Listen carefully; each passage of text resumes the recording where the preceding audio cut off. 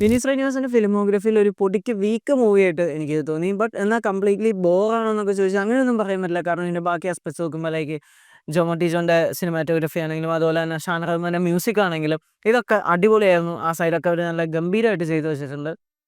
ഇത് നമ്മുടെ theatre experience ചെയ്യുമ്പോൾ നല്ലൊരു ഫീലാണ്.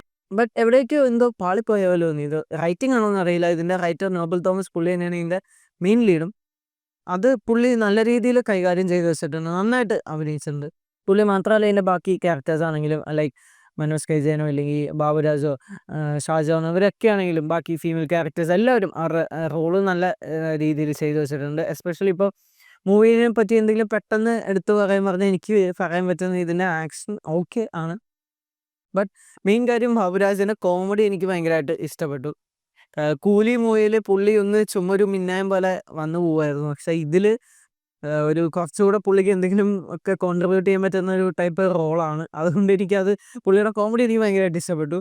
പിന്നെ ഇതിലെ വില്ലനായിട്ട് അഭിനയിച്ച നമ്മുടെ ഇവാൻ, മുഴുവൻ പേര് ചോദിക്കരുത്, എനിക്ക് മുഴുവൻ പേര് പറയാൻ അറിയില്ല. സോ പുള്ളിയുടെ ആ ഒരു വില്ലൻ ക്യാരക്ടറാണെങ്കിലും കൊള്ളാം, നന്നായിട്ടുണ്ടായിരുന്നു. മൊത്തത്തിൽ ഈ മൂവിനെ പറ്റി എന്താ പറയാൻ പറ്റുന്ന ഒരു ഓക്കെ എന്നേ പറയാൻ പറ്റൂ. അപ്പോൾ നിങ്ങൾ കാണാത്തവരുണ്ടെങ്കിൽ തീർച്ചയായിട്ടും തിയേറ്ററിൽ പോയി കാണാം. കണ്ടവരുണ്ടെങ്കിൽ നിങ്ങളുടെ അഭിപ്രായം കമൻറ്റ് ബോക്സിൽ ഇടാം.